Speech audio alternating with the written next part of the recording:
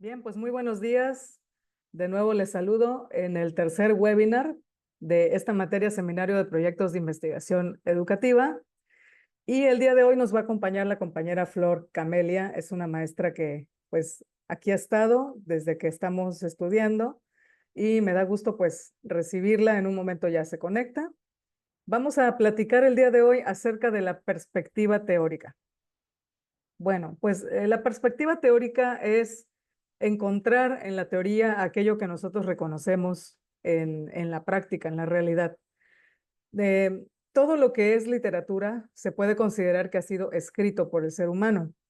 Hoy en día tenemos pues también inteligencias artificiales, otra herramienta más inventada por el hombre para ayudarnos pues con la cantidad de información que hay a esclarecer dudas, nos ayuda también a construir a lo mejor algún texto.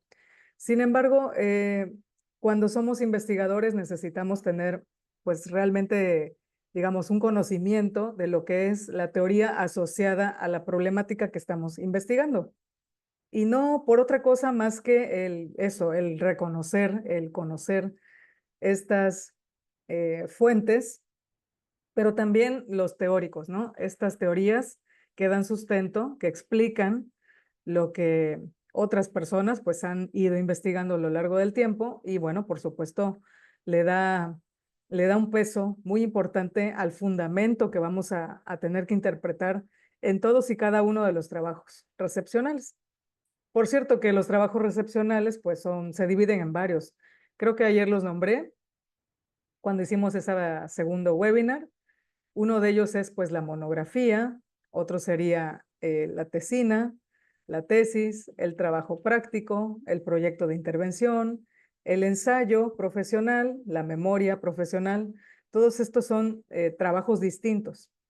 Y digamos que algunos más, otros menos, se ocupan grandemente de lo que es una perspectiva teórica. Entonces, bueno, pues vamos a explicar esto el día de hoy, qué es, y nos vamos a ir al contenido. El contenido del webinar, bueno, pues vamos a hablar de los fundamentos, ¿no? De las funciones que tiene la perspectiva teórica. ¿Cuáles son sus funciones principales? ¿Qué es la teoría? ¿A qué llamamos teoría? Y vamos a tener también en cuenta que la educación como fenómeno, pues también es un campo de conocimiento muy amplio, del cual, pues bueno, tenemos que enriquecer todos nosotros, los que nos dedicamos a ello, y bueno, pues propagar, ¿no? Seguir investigando al respecto de todo lo que ocurre. Muy bien, gracias Flor, qué bueno que ya andas por aquí. Estaba explicando el contenido del webinar. Bien, seguimos. Conocimiento de la educación como principio de la investigación educativa. Es una segunda parte que también viene en nuestro libro. ¿Qué es la investigación educativa? ¿Por qué estamos agregándola a una maestría? ¿Por qué dentro de una especialidad? Y etapas de la construcción de la perspectiva teórica, que esto nos va a ayudar mucho pues a ir revisando la literatura, las fuentes de información, nos va a dar pues esta guía, esta orientación para que vayamos pues construyéndolo, ¿no? Es un trabajo de mucha recopilación, pero también de mucha lectura nuevamente. Necesitamos también sentarnos en algún momento dado después de haber comprendido y leído todo lo que vamos consultando, pues a redactar, a escribir y a mejorar esa escritura. Y bueno, pues también vamos a hablar un poco acerca de el uso de las fuentes, el uso de las referencias. Para quien no ha estado asociado a la escritura de este tipo de trabajos académicos, pues también ayudarle un poco en cómo introducir poco a poco las citas, cómo introducir las referencias, cómo distinguir una referencia de una cita o de una nota. Todo eso también lo vamos a comentar el día de hoy. Entonces, bueno, pues vamos a comenzar con el primer tema. ¿Qué funciones tiene la perspectiva teórica? Bueno, pues principalmente implica hacer una revisión de la literatura, todo lo que se ha escrito, pues es susceptible de que lo podamos encontrar. Ahora, a lo mejor no vamos a encontrar grandes volúmenes de todo lo que se ha escrito, pero sí varias cosas, ¿no? Libros, revistas, vamos a encontrar a lo mejor manuales, vamos a encontrar a lo mejor alguna enciclopedia, algo que nos dé una idea de lo que es el tema que estamos investigando.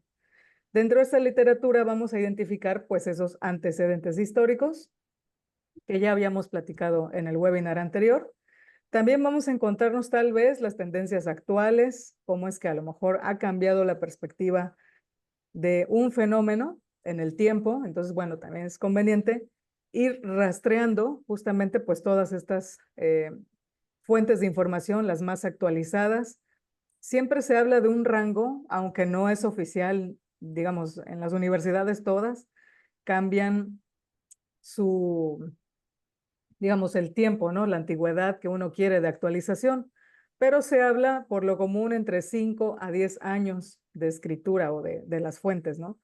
Y claro que hay fuentes muy recientes, se están publicando continuamente, entonces claro que vamos a encontrar eh, libros y revistas y artículos y demás del mismo año, ¿no? Del 2024 hacia atrás. Entonces, bueno, pues la idea es encontrar, ¿no? Hacer una búsqueda, una identificación, hacer una revisión, organizar todo lo que tenemos en cuanto a literatura encontrada.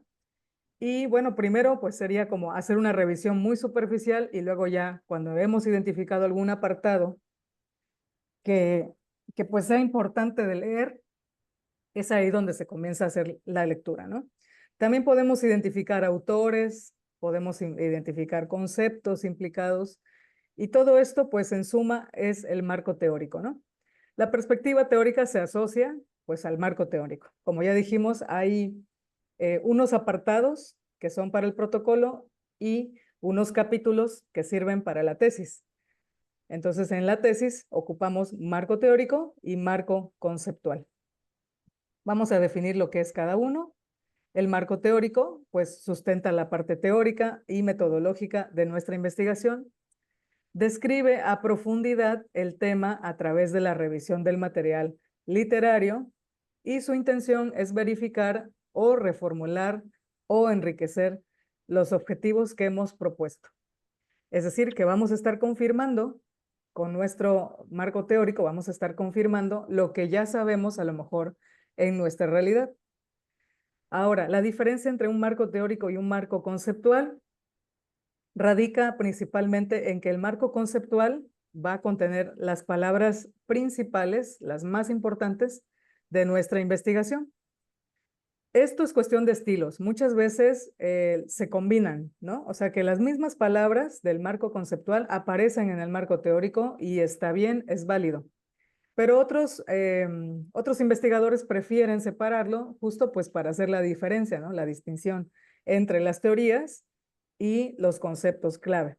Entonces, bueno, cuando encontramos por separado es cuestión de estilo, también cuando lo encontramos unificado, pues es otro estilo. Y los dos son válidos. El marco conceptual entonces establece los términos que serán centrales para la investigación y que necesitan ser definidos. También una cuestión de estilo aquí sería enriquecer este marco conceptual con diferentes conceptos. Hace un momento estábamos platicando de la inteligencia artificial.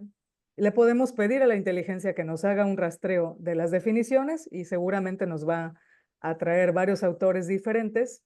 Incluso le podemos pedir que sean autores nacionales o que sean autores extranjeros, en fin. La manera de solicitarlo a la IA pues ya depende de nosotros. Pero más allá de que encontremos esos conceptos, es tratar de leer esos conceptos y identificar aquellos que sí realmente importan para nuestra investigación, y esos son los que vamos a colocar. Así que no es solamente pues pedirle a la IA que nos lance conceptos, sino más bien identificar esos que son realmente relevantes y de esa manera pues precisarlos como los que necesitamos definir dentro de la investigación. Bien. Estos son un primer punto. Ahora vamos a las funciones. Las funciones pues son varias, ¿no? Por un lado, orienta el estudio. Nos va marcando pues justo lo que dice la perspectiva, ¿no? En qué perspectiva estamos viendo teóricamente el fenómeno. Muchas veces encontramos esto también en algo que se llama tabla de categorías o tabla de dimensiones. Ahí es donde nosotros aterrizamos justo desde dónde estamos viendo y hasta dónde queremos llegar con nuestra investigación. A lo mejor nuestra perspectiva tiende más a lo psicológico, a lo mejor nuestra perspectiva tiende más hacia lo técnico, hacia lo didáctico o hacia lo curricular. Esto ya depende de cada uno de los temas. Entonces, bueno, pues la perspectiva teórica nos ayuda a orientar el estudio. Previene errores porque justo también, ¿no? En la literatura vamos a encontrar diferentes teóricos que se contradicen o que se contraponen o que no están de acuerdo entre sí. Entonces, la idea es que haya congruencia, ¿no? Dentro de la teoría, encontrar autores que, bueno, concuerden en puntos de vista y pues manifestar ahí en nuestro trabajo, pues estos acuerdos, ¿no? Acuerdos teóricos. Entonces, bueno, previene errores. También esto de prevenir errores se trata mucho de observar, bueno, cómo se ha estudiado el fenómeno y no interferirlo, no meter otro tipo de perspectiva.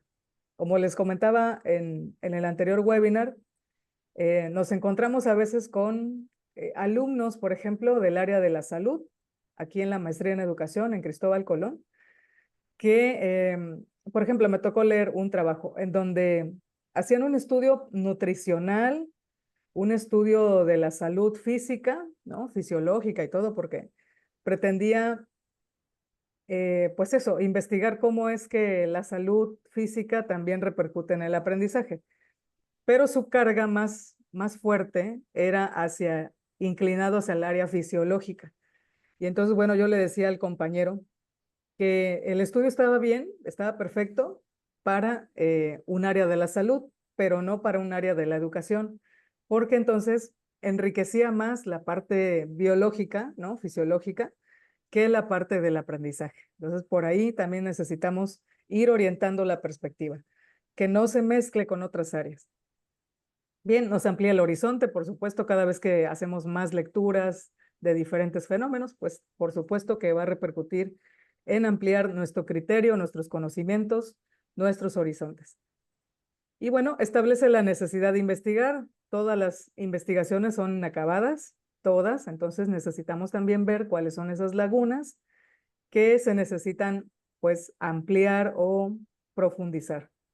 Inspira nuevos estudios, ayuda a formular más hipótesis y provee de este marco de referencia del que hacíamos mención en el webinar anterior, ¿no? Entonces, esas son las funciones que tiene la perspectiva teórica. Ahora, ¿qué es la teoría? Bueno, pues es ese conjunto de supuestos validados, dado que ya han sido puestos a prueba, ya se han experimentado, ya se ha consolidado, digamos, de alguna forma a lo largo del tiempo, y componen pues ese cuerpo de conocimientos que tienen un carácter científico. Eso es la teoría. La teoría debe tratarse de manera ordenada y coherente, pues la finalidad es crear un cuerpo unificado de criterios que sirva para comprender y analizar el tema propuesto. Entonces, bueno, se trata de encontrarnos con la teoría, de encontrar esa identidad en la teoría, o sea, que algo que estamos leyendo nos resuene, nos haga sentido, nos diga, justo es lo que pienso, ¿no? Entonces, pues encontrar esto en la teoría es maravilloso porque nos ayuda a identificarnos con los autores o con las mismas teorías. Así es como, por ejemplo, yo me di cuenta después de haber pasado varios años experimentando con los grupos, pues que tenía nombre, ¿no? Me encuentro con estas metodologías activas y con un tipo de aprendizaje que es el aprendizaje activo situado, ¿no? Algo que yo no sabía que estaba haciendo, pero que la teoría me dijo que era. Entonces, esto nos da mucha claridad, nos ayuda a confirmar muchas cosas que ponemos en práctica. Así que la idea es, pues, encontrarle sentido a la teoría. Pero esto no lo vamos a poder hacer si no avanzamos en la lectura. Necesitamos avanzar mucho en la lectura. Sí, a lo mejor no leer todos los libros de página 1 a página 200, pero sí hacer, pues, a lo mejor lectura de varios capítulos o varios puntos que son de interés dentro de cada libro, ¿verdad? Bueno, entonces, la educación como ámbito de conocimiento, tenemos varias tendencias actuales. Si todavía eres de los que no tienes un tema definido, bueno, pues estas tendencias te pueden ayudar a generarte alguna idea.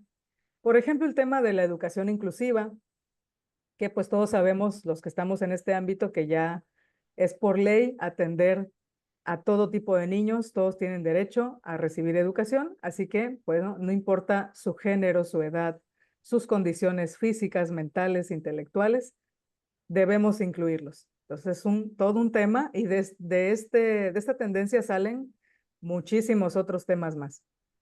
La educación intercultural, ahora que somos parte pues, de una perspectiva global también, ahora que vemos incluso fenómenos de mucha inmigración que ocurren entre los países, también el turismo, todo esto que ha llevado a que veamos cada vez con más familiaridad a los extranjeros en nuestra localidad, pues eso es parte de una educación intercultural.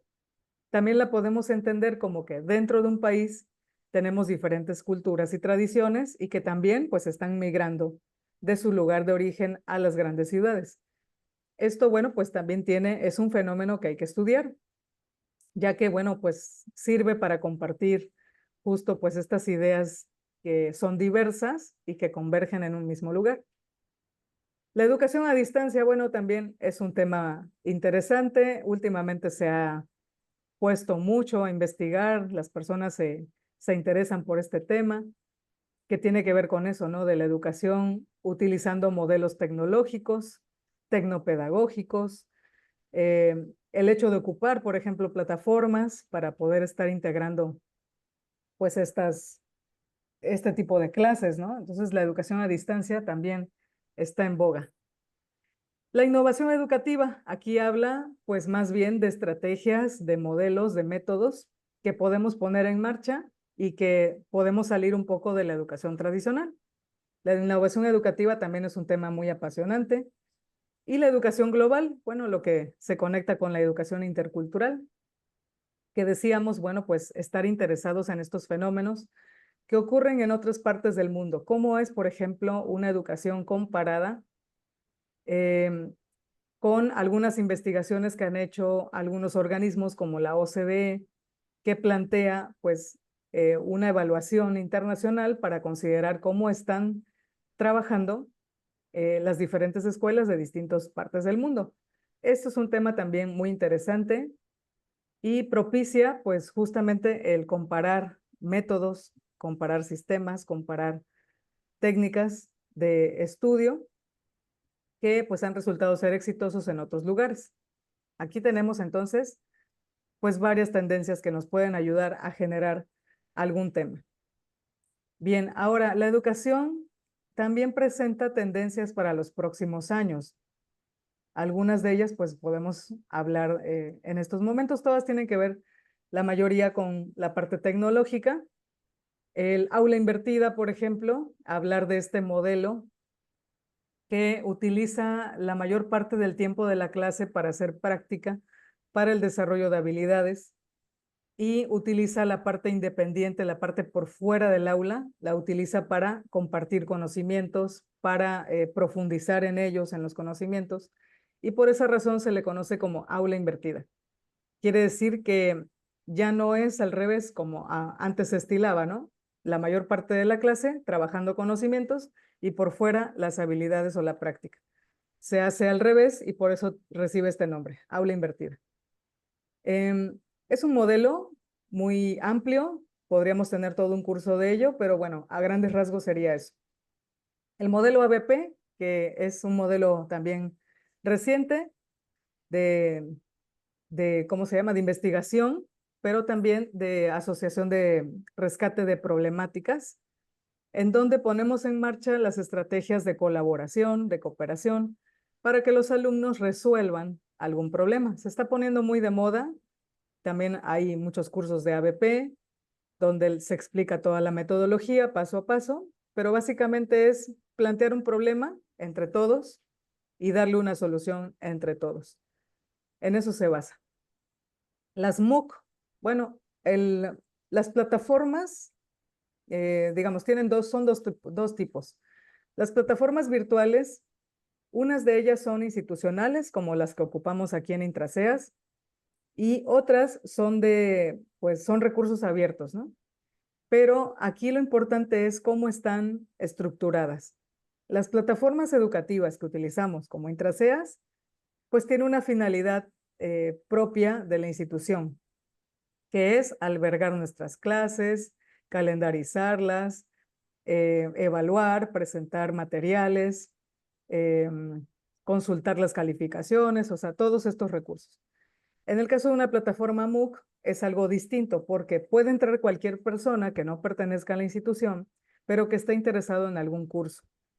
Y la característica principal de las MOOC, que por sus siglas son cursos masivos abiertos en línea, pues la finalidad es que nosotros nos capacitemos, que estemos actualizados y que recibamos algún tipo de actualización a través de estas plataformas de forma gratuita.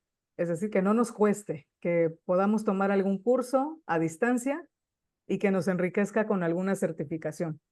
Por cierto, algunas de esas certificaciones son, digamos, no tan costosas porque, bueno, pues tienen esa bondad precisamente de que la gente se puede capacitar y luego obtener un documento.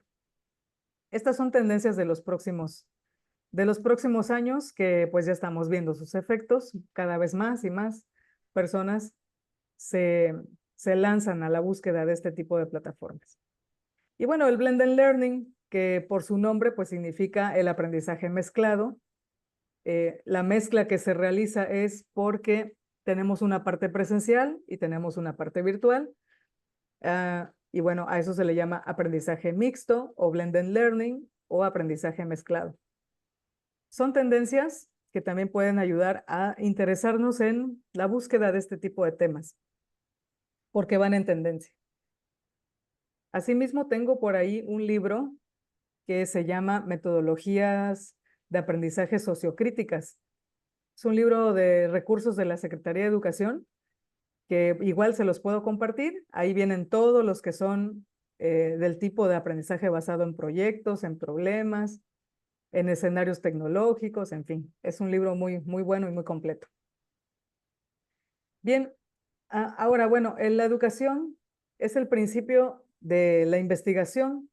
Tenemos pues muchos teóricos a lo largo del tiempo, han pasado muchos teóricos a formar parte de este gremio, ¿no? De aportes a la educación. Y la acción educativa pues se convierte justo pues en la base epistemológica de muchos de todos los que hemos pasado por una formación pedagógica o una formación educativa. Autores como John Locke, Herbart, Pestalozzi, Comenio, Rousseau, Freud, ¿no? Todos han aportado algo al campo de las ciencias sociales y humanas y de ellos podemos rescatar también mucha teoría. Por ejemplo, en el caso de temas humanistas o temas que tienen que ver con la transformación del hombre, podemos tener como base no solamente a Abraham Maslow, que es uno de los más conocidos, también está el psicólogo Carl Rogers, que tiene libros también muy fascinantes, y pues digamos, podemos identificarnos con unos más que otros, ¿no? Decíamos eso precisamente, de poder tener una identidad. A mí me gusta mucho Carl Rogers, me gusta también alguien que indirectamente tuvo que ver con la influencia que tuvo Carl Rogers, es Víctor Frank, el autor del Hombre en Busca de Sentido, es un libro también muy famoso. Entonces, bueno, pues vemos cómo hay conexiones entre teóricos y cómo ellos pues van aportando estas ideas de acuerdo a su época y las van convirtiendo en una teoría. Eso es lo que habría que enriquecer, ¿no? O es lo que habría que identificar dentro de la teoría, ¿no? A ver cuál es el camino que guió a este autor, quiénes lo influyeron, a quiénes está citando y pues seguir ese caminito hasta llegar a la raíz. Ahora, ¿qué es la investigación educativa? Bueno, circunscribe a la producción del conocimiento científico, teniendo como eje principal la educación. Y a través de una postura empírico-analítica es como vamos a ir procesando la información y poniéndola a disposición de otros para que también entonces se interesen para investigar. Bien, ¿cómo identificamos fenómenos que corresponden al campo educativo y por qué decimos que es preciso investigar en él? Bueno, cuando aporta un nuevo conocimiento, cuando se apoya en una metodología una metodología basada en paradigmas de tipo cuantitativo, cualitativo o mixto, y se encuentra dirigida a evaluar, a mejorar procesos de enseñanza, aprendizaje dentro o fuera del aula. Esa es la base para poder identificar que un fenómeno esté dentro del estudio de campos educativos. Si aporta a la enseñanza al aprendizaje, si procede de un proceso sistemático, si se acopla como un nuevo conocimiento, entonces estamos hablando de un fenómeno educativo. También, si considera los elementos primordiales, ¿no? Como ejemplo, el alumno o el sujeto de la investigación, que es un alumno, un aprendiz, o si quiere mejorar la parte de la enseñanza a través del profesor. Ahí también estamos hablando de un elemento clave para el estudio del campo educativo, ¿no? O sea que si tiene estas características, entonces quiere decir que estamos en el ámbito correcto. Fuera de eso, bueno, pues lo que ya les decía, ¿no? A lo mejor sí tenemos la intención como investigadores de mejorarlo a través, por ejemplo, de la psicología o la nutrición, pero siempre y cuando aterrice a los procesos de enseñanza-aprendizaje. Bien. Ahora, vamos a hablar de las etapas para la construcción de la perspectiva teórica. Bueno, identificamos siempre en artículos, los artículos científicos siempre van a tener esa característica de que vamos a encontrar un resumen muy breve, a lo mejor 50 palabras, 100 palabras, muy breve.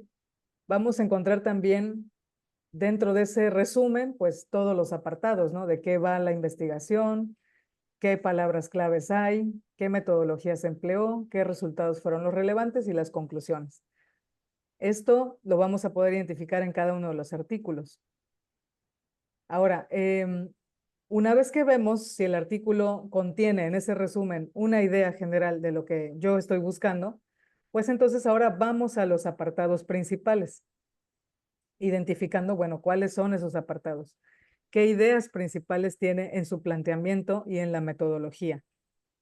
Finalmente, bueno, vamos a encontrar el estado actual de la investigación, identificando los anexos, lo que propone como referencias, o el material adjunto que puede venir también en un artículo. Ahora lo que hay que hacer a continuación, pues es tomar nota, escribir los datos, quién es el autor, dónde se hizo la investigación, en qué año se hizo la investigación, en qué lugar, a lo mejor lo están haciendo dentro de una universidad o dentro de algún organismo de investigación. Entonces, bueno, pues vamos tomando nota de todo lo más relevante, que son estos datos bibliográficos, pero también del tema, ¿no? Del tema que está tratando esa investigación. Les puedo compartir, por ejemplo, por experiencia, como les decía, pues trabajo en eso, ¿no? En construir tesis o apoyar a la gente que está haciendo tesis. Entonces, bueno, una maestra que está estudiando un doctorado me dice, maestra, ¿me puedes ayudar con el estado del arte de un matemático húngaro? Y me da el nombre, ¿no? Me dice, Zoltán Dienes. Y yo así de, ay, caray, no lo conozco, ese nunca lo había escuchado. Pero bueno, me di la tarea de estar buscando precisamente artículos que tuvieran a Zoltán Dienes como referencia, ¿no? O sea, que hagan referencia a su trabajo. Y sí encontré muchos haciendo esta misma técnica, justo yendo a filtrar artículos en Google Académico. Filtramos el artículo a través del nombre, luego vemos qué tanto lo referencian ahí en este artículo, luego vemos, bueno, si tiene que ver lo que está diciendo en cada uno de sus apartados del artículo, si es lo que busca la maestra da clases en primaria, entonces le interesa mucho crear un nuevo método para enseñanza de matemáticas. Entonces, bueno, pues sí, tratamos de hacer esto, ¿no? De un filtrado primero, luego una lectura de apartados y finalmente, bueno, saber que ese artículo sí nos va a servir. Para ello, bueno, pues sí, tomar nota de cuándo fue este estudio, dónde fue. Lo que encontré fue que muchos autores sudamericanos hacen referencia a Zoltán Dienes, lo cual quiere decir que es un autor, un matemático que creó su propio método y que influyó en otras personas para pues seguir realizando investigación del área de matemáticas. Bueno, pasamos a los métodos para la construcción y esta ya es la última parte. La recomendación principal, desde que yo estudié secundaria, pues sabemos, ¿no? Incluso desde que estudiamos primaria, los que son de mi generación, sabemos que es una ficha de trabajo. Estas fichas de trabajo no hay que abandonarlas, todo lo contrario, hay que seguir propiciando la escritura de estas fichas. ¿Cómo lo vamos a hacer ahora? Bueno, pues ya no solamente con la ficha tradicional, podemos crear fichas en un documento de Word o en notas, también podemos crear notas. Entonces, esto nos va a ayudar mucho a organizar la información. Y no vamos a perder tiempo en buscar, a ver, este apartado de dónde lo saqué, porque si existe una ficha, entonces vamos a poder identificar el autor, el artículo, el año, etcétera. Incluso ya desde que estamos descargando el documento, ya podemos crear ciertas carpetas en nuestra PC para que podamos meter, por ejemplo, yo hago esto, ¿no? Por ejemplo, mi método es hacer una carpeta que hable acerca del trabajo que estoy investigando, luego pongo tesis, artículos, manuales, folletos, páginas web. Y así es como voy almacenando por estas categorías. Dentro de estas carpetas también creo fichas o un documento como tal donde estoy poniendo todos los datos de aquellos artículos o libros que son interesantes. Entonces, bueno, pues los capturo, ¿no? Capturo todos esos datos. También lo que puedo capturar en Word, a ver si, a ver si nos da tiempo, podemos hacer ahí un ejercicio, ¿no? Ahorita a ver si nos da tiempo. Bien, en la ficha debemos hacer eso, precisar el número, la referencia bibliográfica completa y el tipo de contenido. Bien, redacción para la perspectiva teórica. Vamos a considerar lo siguiente. Saber a ciencia cierta cuáles son los apartados con los que debemos cumplir. Es decir, hacer una lista de los apartados. Es una recomendación que puede resultar muy útil porque si yo de entrada tengo una lista de requisitos a cubrir, pues ya estoy haciendo prácticamente un índice. Entonces, es un esquema que nos sirve de entrada para poder ir alimentando, ¿no? Vamos a hacer un esquema de información de nuestro trabajo, a ver qué me están pidiendo. Me están pidiendo una introducción, me están pidiendo un índice, me están pidiendo un planteamiento con su formulación del problema, con sus objetivos, con su justificación, con el estado del arte. Entonces, bueno, pues aquí podemos hacer ese esquema y el esquema pues nos va a facilitar mucho la escritura y la alimentación para cumplir todos los requisitos. Por ello es que menciono, ¿no? Crear un índice tentativo y organizarlo con numerales. Dependiendo del apartado, pues es el número. Si el apartado es un primer apartado, pues vamos a ponerle 1 a todos los puntos o los subapartados. Si el segundo apartado se llama perspectiva teórica, le voy a poner un 2 y todos los puntos.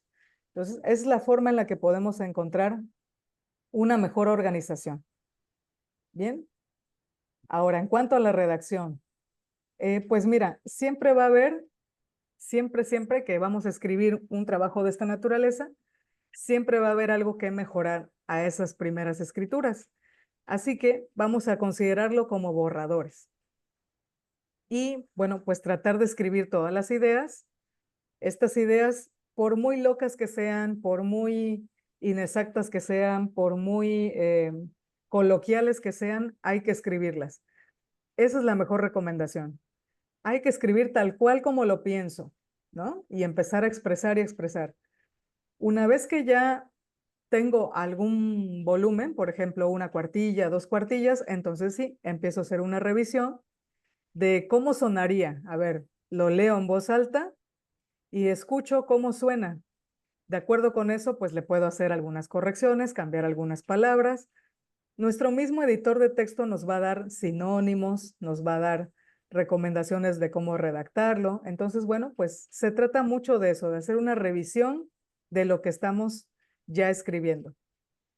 Economizar la expresión, sería evitar el uso de palabrería, de redundancias o de palabras que se repiten. Eso también hay que identificarlo. Usar un mejor vocabulario, ese vocabulario nos lo va a dar la lectura, por eso insisto que es muy necesario leer antes de escribir, y tener una lista a la mano de conectores. Eso sirve mucho también. Para la redacción debemos tener a la mano, de preferencia impreso, ¿no? Una lista de conectores. ¿Qué son los conectores? Estas palabras que vamos a ocupar al inicio de los párrafos. Por ejemplo, sin embargo, más allá de lo que, por lo que, concluyendo que, o sea, siempre vamos a tener que necesitar estos conectores. Bien, existen estilos de redacción, de citación, perdón. Estilos de citación es cómo vamos a colocar los datos. Bien, pues hay todo un sistema, hay varios estilos. Dentro de esos estilos tenemos el famosísimo estilo APA. APA proviene de una Asociación Psicológica Americana, así se llama, Asociación Psicológica Americana, y por eso tienes las siglas APA. Digamos que es una forma de citación muy sencilla y que, a ver, que se ha puesto de moda, ¿no? En las escuelas, las universidades en México, pues la han adoptado. Es el estilo que más predomina, no quiere decir que sea el único, pero dentro de todos los que hay, es el que más predomina y gusta, ¿no? ¿Qué nos pide el estilo APA? Bueno, pues el nombre del autor, hay que identificarlo, el título de la obra, la fecha de publicación y los datos generales de identificación, como pueden ser la editorial, el país de procedencia, el número de edición. Si es una revista hay que ponerle volumen, año y número. Y si es un sitio web, pues vamos a agregar el link. Así que bueno, he visto muchas personas que en sus referencias ponen solo el link y piensan que ya con eso ya tenemos todos los datos. Y no, tenemos que escribirle e identificar todos estos datos que acabo de mencionar. Así que bueno, pues hay mucho trabajo que hacer. Entre eso, pues leer e identificar las fuentes para poderlo trabajar con estilo APA. Bien, me gustaría saber si tenemos alguna duda hasta aquí antes de entrarle a referencias, cómo entrar a citar. Estamos bien, maestra. Vamos muy bien. Muy bien. El acuerdo de APA, séptima edición, pues nos ayuda a identificar cómo citar, ¿no? Para que podamos identificar de una al autor, el año y el título de la obra, que es lo más importante, ¿no? Ahora, no está determinado por un número mínimo o máximo de citas. Podemos escribir todas las fuentes, todas las que nos encontremos por ahí y que sean importantes.